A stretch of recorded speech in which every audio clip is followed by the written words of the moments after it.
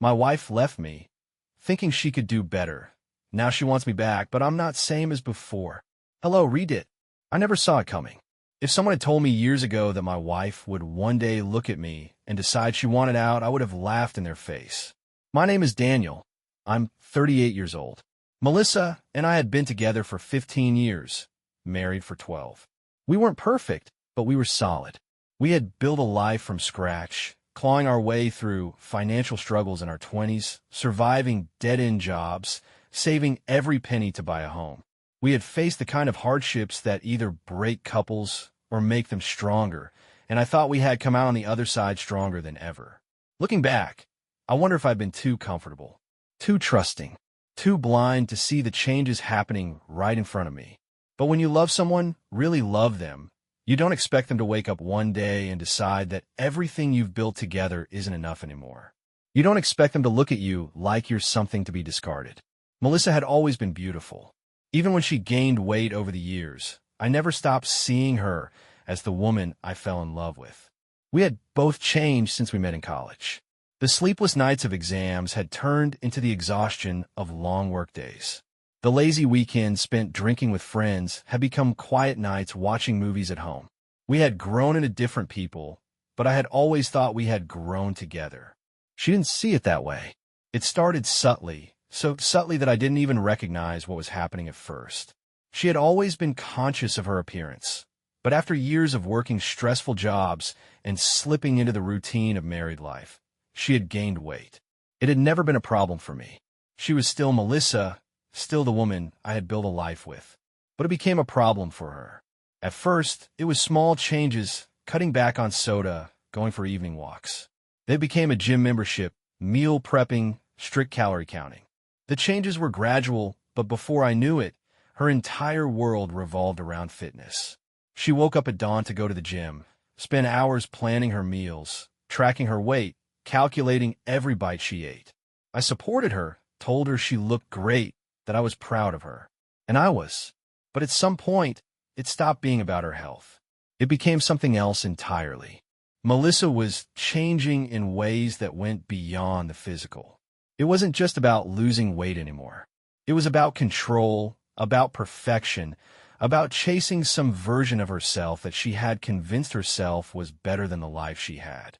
And along the way, she started looking at me differently. At first, I brushed it off. I told myself I was imagining things, that I was just feeling insecure because she was changing and I wasn't. I had never been the most athletic guy, but Melissa had never cared about that before. We had always been comfortable with each other, always accepted each other for who we were.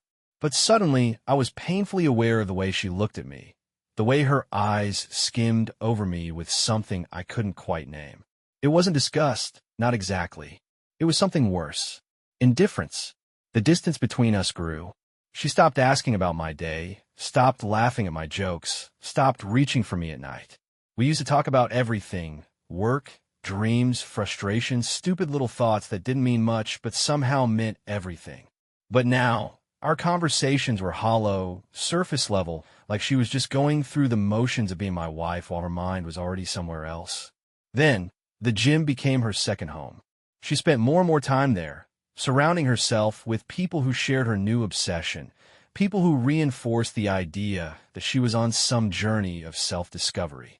She started going to fitness classes, making new friends, coming home later and later. I tried to be supportive, tried to understand, but deep down I knew something was slipping through my fingers. The real shift happened when she started getting attention. It was impossible not to notice. She was in the best shape of her life, and people saw it. She posted progress pictures on social media, and the likes flooded in, the comments full of praise. Men she hadn't spoken to in years suddenly started reaching out, congratulating her, flirting with her. I never saw her respond, but I saw the way she lit up when she read those messages. And I saw the way she stopped looking at me the same way. I convinced myself it was just a phase, that once she reached her goal, once she felt satisfied, things would go back to the way they were. But deep down, I knew there was no going back. One night, I found myself alone in bed, staring at the ceiling, listening to the sound of the front door closing as she came back from another late-night workout. I should have been asleep, but I couldn't. I couldn't shake the feeling that my wife, the woman I had built my entire life with, had already checked out of our marriage. And I was right. A week later, she sat me down at the kitchen table, her face unreadable, and told me she wanted a divorce. She didn't yell, didn't cry, didn't even seem conflicted. She just said it like it was the most logical decision in the world, like it was as simple as changing a job or moving to a new city. She told me it wasn't my fault, that I had done nothing wrong, but that she needed something different. I didn't need her to say it out loud. I already knew what she meant. She thought she could do better. I sat there, staring at her, waiting for the familiar rush of anger, of sadness, of desperation. But all I felt was an overwhelming sense of numbness. I had fought for this marriage for years. I had stood by her, loved her through everything, been her biggest supporter. And now, all of that meant nothing. She had already made up her mind. A week later, she filed for divorce. The weeks after the divorce were a blur of silence and self-destruction. I told myself I was fine, that I didn't need her, that if she thought she could do better, she was welcome to try. But my body disagreed. I went through the motions of daily life, going to work, coming home, pretending like everything was normal. But nothing was normal. The house felt emptier than I ever thought possible. Even though she had taken most of her things, traces of her still lingered everywhere. A forgotten sweater stuffed in the back of a closet, a bottle of perfume on the bathroom counter, strands of her hair tangled in the sheets. Ghosts of a life that had been ripped away from me. I should have thrown it all out, purged every reminder of her, but I didn't. Not at first. Maybe I wasn't ready to let go. Maybe some part of me still clung to the illusion that she would realize she had made a mistake and come back. But the world didn't stop just because my marriage had ended. People talked. I wasn't looking for answers, but they found me anyway. Muted whispers, pitying looks, awkward conversations where people tried and failed to avoid mentioning her name. I hated every second of it, but nothing hit harder than the day I finally learned the truth. She hadn't just left because she wanted to find herself. She hadn't been confused or uncertain about her feelings. No, she had been seeing someone else before the ink was even dry on the divorce papers. I didn't want to believe it at first. I told myself that people love to gossip, that maybe they were just assuming things, twisting the story into something worse than it really was. But then the pieces started coming together. The late nights at the gym, the new group of friends, the way she had started to pull away months before she ever told me she wanted a divorce. It all made sense now. She hadn't left because she wanted to explore life on her own. She had left because she already had a replacement lined up. The guy was a personal trainer, younger than me, fitter, someone who lived in the same world she had thrown herself into. Of course, she would have fallen for him. He was everything she had convinced herself she needed. Someone who made her feel like she had outgrown the life we had built together. Someone who stroked her ego and told her she was too good to settle for the man who had stood by her side for 15 years. It wasn't just betrayal. It was humiliation.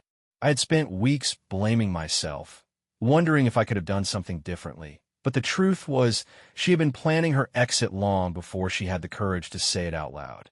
I should have confronted her. I should have called her out on her lies, demanded answers, forced her to admit what she had done. But I didn't. What was the point? She had made her choice. Let her live with it. I refused to be the man begging for an explanation from someone who had already moved on. So instead, I buried it. I swallowed my anger, my heartbreak, my disgust, and focused on picking up the pieces of my life. I stopped waiting for an apology that would never come. I started going to the gym myself, not because I wanted to win her back, but because I wanted to remind myself that I was still here, that I wasn't some abandoned relic of a marriage gone wrong. I worked harder, pushed myself further, used every ounce of pain as fuel to become someone stronger. And slowly, the weight of her absence started to fade. Then, out of nowhere, she called. I almost didn't answer. The sight of her name flashing on my screen sent a jolt of something bitter through my chest. What did she possibly want? We had been divorced for months. She had moved on. She had the life she wanted. There was no reason for her to reach out now. But curiosity won. I picked up, bracing myself for whatever excuse she had lined up, expecting indifference, maybe even arrogance. But what I got instead was something else entirely. She sounded different. Not the confident, self-assured woman who had walked away without hesitation. Not the woman who had looked at me like I was nothing more than a weight dragging her down. There was hesitation in her voice, something uncertain, something almost fragile. It was the first time in months that she sounded human. And then she said it. She had made a mistake. She wasn't happy. She wanted to talk. I sat there, gripping the phone, feeling a strange mix of emotions churn inside me. There it was, the moment I had imagined 100 times. The moment she would realize that the grass wasn't greener, that the fantasy she had chased wasn't what she thought it would be. But instead of the satisfaction I thought I would feel, all I felt was exhaustion. Because deep down I already knew. She wasn't calling because she missed me. She was calling because her new life had already fallen apart. I didn't ask for details. I didn't need to, but I found out anyway. Word had already spread. Melissa's new relationship hadn't lasted. The personal trainer, the man she had thrown everything away for, had moved on. She had been nothing more than a temporary thrill, a project, something exciting until the next best thing came along.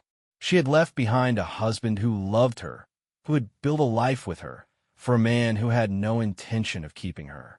And now, she was alone. The confidence, the ego, the certainty that she had deserved better, it had all come crashing down around her. And now she was looking back, realizing what she had thrown away. But I wasn't the same man she had left behind. For the first time in months, I saw things clearly. She had spent so much time convincing herself that she could do better than me. But in the end, she had only played herself. She had walked away from a man who would have done anything for her, who had stood by her side through everything, only to find out that the world didn't owe her happiness just because she had changed her body. She had expected to upgrade, to step into a life where she was worshipped and adored. But all she had done was make herself disposable to the kind of men who only cared about appearances. She thought she had won, but she had lost everything. And now, she wanted to come back. I let the silence stretch between us, knowing she was waiting for me to say something, hoping that I would be the same man who had once loved her unconditionally, who had fought for her, who had been willing to do anything to keep our marriage together. But that man didn't exist anymore. She had destroyed him the moment she chose to walk away. I told her I was busy. Then I hung up, and for the first time in months, I felt free. Melissa's call had been easy to ignore. The texts, the social media interactions, even the mutual friends mentioning how she had been asking about me barely registered as anything more than a mild irritation. She was doing exactly what I expected, testing the waters, looking for cracks in my resolve, trying to see if she could find a way back in. But the night she showed up at my apartment, standing outside my door like some lost soul looking for redemption, that was when I knew she was truly desperate. It wasn't just about regret anymore. It was about realizing that she had made the biggest mistake of her life. I stood there for a moment, watching her through the peephole, debating whether or not I should even bother opening the door. It would have been so easy to let her stand there, waiting for a response that would never come. But something in me wanted to see this play out. Maybe I wanted closure. Maybe I wanted to hear her say the words out loud, to admit that she had been wrong, that she had thrown away something good, that she had believed she could do better and had failed spectacularly. Or maybe, deep down, I just wanted to watch her squirm. So I opened the door. Melissa looked different in the dim hallway light. The woman who had once stood in our kitchen, telling me with complete certainty that she wanted a divorce, was gone. In her place was someone hesitant, unsure of herself in a way I had never seen before. It wasn't the same kind of uncertainty she had back when she was debating whether to leave me. This was something else. This was someone who had stepped out into the world, thinking she would soar, only to find herself crashing back down. She started with small talk, asking how I had been, if I'd been doing okay. I didn't answer right away. I let her talk, let her ramble, let her struggle to find a way to bridge the distance she had created. But I wasn't going to make it easy for her. So I just leaned against the doorframe, arms crossed, waiting. She must have realized that I wasn't going to fill in the awkward silence, because eventually she stopped the act and got to the point. She regretted leaving me. She thought it was what she wanted, thought she needed to find herself, but now she wasn't so sure. At the time, she had convinced herself that she needed a different life, that she needed to move on, that she had outgrown our marriage. But now, she realized she had walked away from the best thing she ever had. I didn't react. I didn't show anger. I didn't show sympathy. I just watched her. I could tell that unnerved her. She had probably expected some kind of emotional reaction, maybe even a flicker of hope that she was here to fix things. But she had already lost the ability to affect me like that. She had spent months thinking she could do better than me, and now that she had realized she couldn't, she wanted to reverse time. But life didn't work that way. She kept talking, telling me that she had made a mistake, that she had been too focused on herself, that she had been surrounded by the wrong people. She admitted that her relationship with the trainer had fallen apart almost immediately. He hadn't been serious about her. He had made her feel special, but once he had what he wanted, he moved on. She had been nothing more than a temporary distraction for him, just like I had suspected all along. She had thought she was stepping into a world where she would be valued, adored, appreciated. But all she had done was make herself disposable to the very people she had abandoned me for. And now, she wanted to come back. She didn't say the words outright, but it was obvious. She thought we could work things out, that we could talk and see where things went. She thought she could plant a seed of possibility in my mind, one that she could nurture until I was convinced to give her another chance. She thought that just because I had once loved her more than anything, I would be willing to overlook everything she had done, that I would be desperate enough to believe in her again. But she didn't realize that the man she had left behind didn't exist anymore. I had spent months picking up the pieces she shattered. I had spent months questioning my worth, wondering if I had been the problem, if I had been too complacent, too unambitious, too out of shape. But the truth was, I had never been the problem. She had. She had fallen into the delusion that she deserved more simply because she had changed her body. She had convinced herself that she was destined for something greater, that she could trade up, that I was nothing more than a reminder of the past she wanted to escape. And she had learned the hard way that the world didn't work like that. She had been so certain she could do better. But in the end, I was the one who had done better. I let her finish talking, let her spill out every excuse, every attempt to make herself seem like the victim in all of this. And when she finally fell silent, waiting for my response, I simply smiled. I told her that I had been doing great, that my life had only gotten better since the divorce, that I had never felt stronger, more focused, more alive. And then I thanked her for leaving, for making me realize that I had spent years loving someone who wasn't worth it, for freeing me from the illusion that she was the best I could do. I watched as the color drained from her face. She had expected hesitation. She had expected vulnerability. She had expected hope. Instead, she got the truth.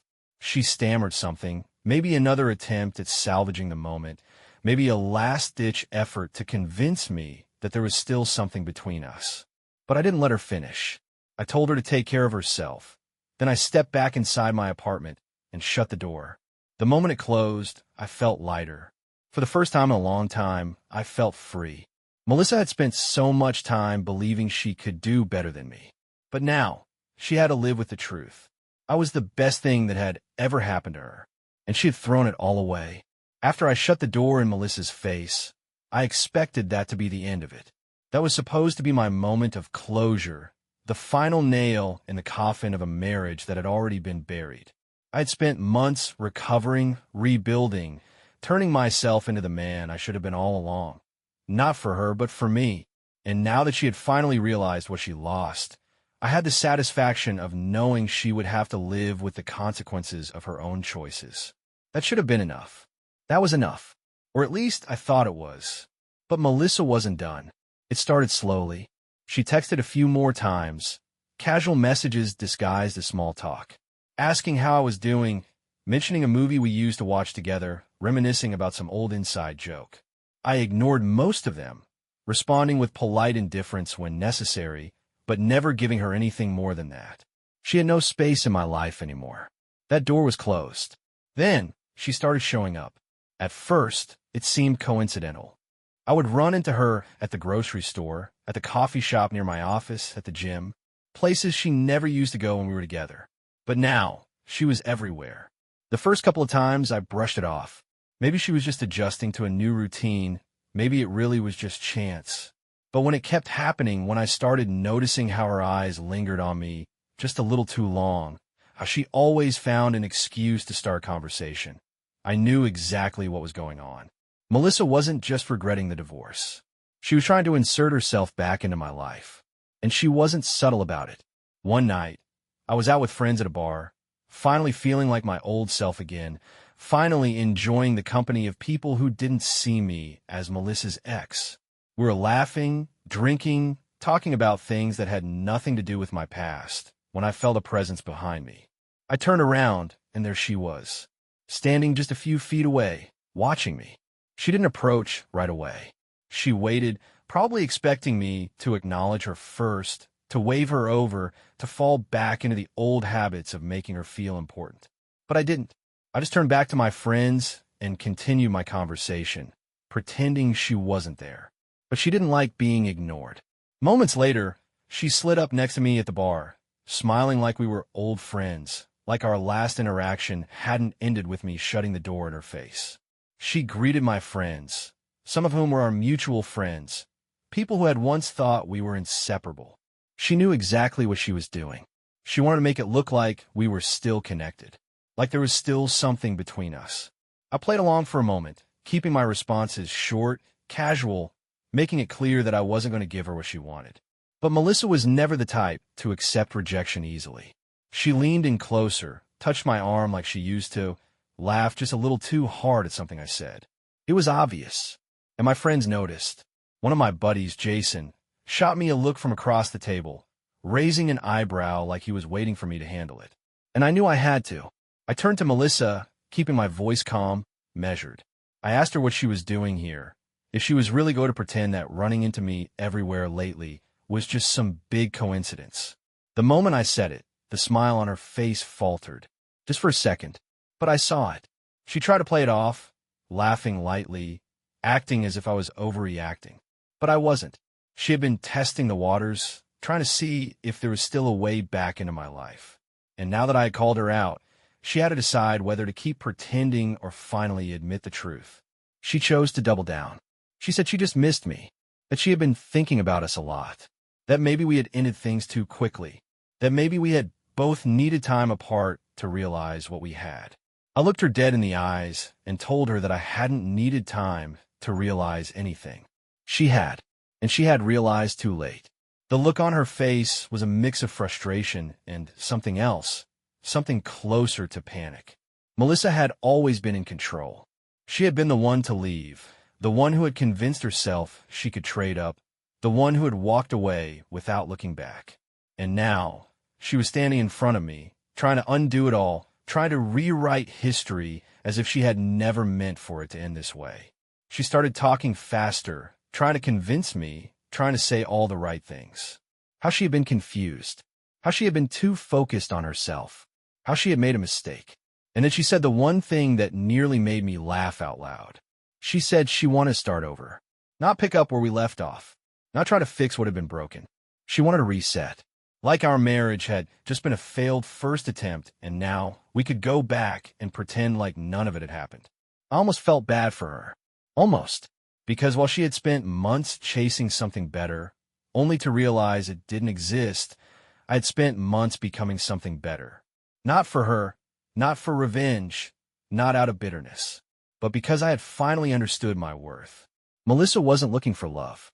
She was looking for familiarity, for safety, for the man she had once taken for granted, the man who had been her rock, her stability, her backup plan when the fantasy fell apart. But I wasn't her backup plan, and I wasn't interested in pretending that she hadn't thrown me away like I was nothing. So I looked at her, at the desperation creeping into her expression, and I told her something I knew would stick with her forever. I told her she was right. We should start over, but not together. And then I turned away, letting her stand there, realizing, probably for the first time, that I wasn't hers to come back to. That was the last time I saw Melissa in person. But it wasn't the last time I heard from her. Because when people realize they've lost something truly good, when they finally understand the depth of their mistake, they don't just walk away. They try one last time. And Melissa's final attempt? That one I never saw coming. I thought that would be the end of it. I thought that shutting her down at the bar, making it clear that there was no future for us, would finally put Melissa in her place. That she would take the rejection, lick her wounds, and move on. But I had underestimated just how far someone would go when they realized they had lost everything. I had thought her desperation would die out once she accepted reality. But it turns out, when someone like Melissa loses control, they don't just give up. They escalate. At first, it was small things. More texts, more messages that I ignored. She would send long, apologetic paragraphs late at night, saying she just needed to talk, that she needed closure, that she missed me. Some nights, she would send things that were almost manipulative, reminders of old memories, pictures from when we were together, messages designed to tug at the emotional string she thought still existed between us. She wasn't asking for another chance outright. Not anymore. Now, she was playing the long game. I blocked her number. Then, the calls started coming from unknown numbers. I ignored those, too. But then it got worse. One night, after a late workout, I walked out of the gym to find her sitting on the hood of my car. Just sitting there, waiting, as if it were completely normal, as if we had planned to meet up. I stopped in my tracks, a wave of irritation washing over me, but I forced myself to stay calm. She wasn't looking at me with anger. She wasn't crying. She just looked determined. She said she just wanted to talk, that I had been ignoring her, that she deserved to be heard. I told her that no, she didn't deserve anything from me, that she had thrown away her chance when she walked out of our marriage. But she just shook her head, smiling like she knew something I didn't. She told me that we belonged together, that she had been wrong before, but now she understood what we had, that she knew I still loved her, that I was just too proud to admit it. I realized in that moment that Melissa wasn't just regretting the divorce. She was rewriting it in her head. In her mind, this wasn't the story of a woman who had left her husband thinking she could do better, only to realize she had made a mistake. No, in her mind, she had needed to leave so that she could appreciate what she had lost. She had needed to experience life without me to understand how much she loved me. She wasn't trying to get back together. She was trying to reset reality itself. And that terrified me, because it meant she wouldn't stop. I told her, as calmly as I could, that this wasn't going to happen. That no amount of apologies, no amount of reminiscing, no amount of rewriting history would change what she had done. I told her to leave. She didn't. She just sat there, staring at me, before finally whispering something that made my stomach turn. "You'll come around. I know you will." And then she slid off the hood of my car and walked away, smiling to herself like she had already won. I should have known that was just the beginning. The next week, I started hearing from people, friends, coworkers, even my own family, saying that Melissa had been reaching out to them. At first, I thought she was just trying to get information about me, but it was worse than that. She was telling them we were talking again, that we were working things out, that I was finally realizing how much I still loved her. She was laying the groundwork for something. She was trying to control the narrative. By the time I realized what was happening, it was already spreading. People who didn't know better started congratulating me, saying they were so happy we were giving it another shot. Others, the ones who knew me well, asked if I was okay, if I needed help, if I wanted them to talk to her. It was embarrassing, infuriating, and deeply unsettling. Melissa had already decided that I was taking her back, and she was trying to make it real by convincing everyone else it was true. I confronted her. I showed up at her new apartment, knocking on the door harder than I needed to, waiting as I heard her footsteps on the other side. When she opened it, she had that same eerie, knowing smile on her face, as if she had been expecting me. She acted surprised when I asked her what the hell she was doing, why she was telling people we were getting back together, why she was trying to twist reality into something that wasn't real.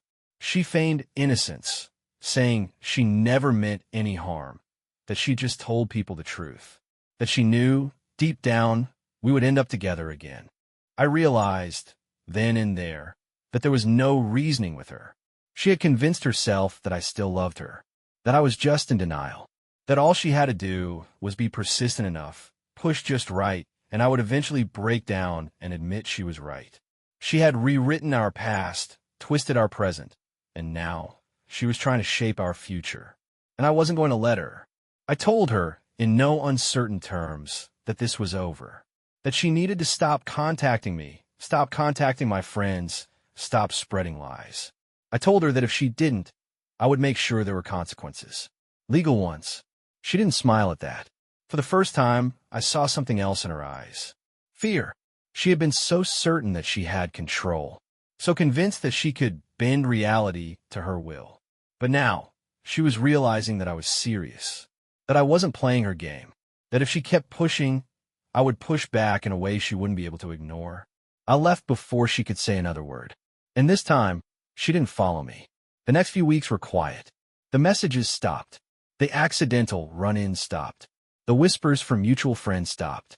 It was as if she had finally gotten the message, as if she had finally realized that there was no coming back from this. And then, just when I thought she had finally disappeared from my life for good, I got one last text. It was short, just 4 words. I hope you're happy. I stared at it for a long time before finally deleting it. Because the truth was, I was happy, happier than I had been in years. Melissa had spent so much time thinking she could do better than me. But in the end, I had been the one who ended up better off. And that was the greatest revenge of all.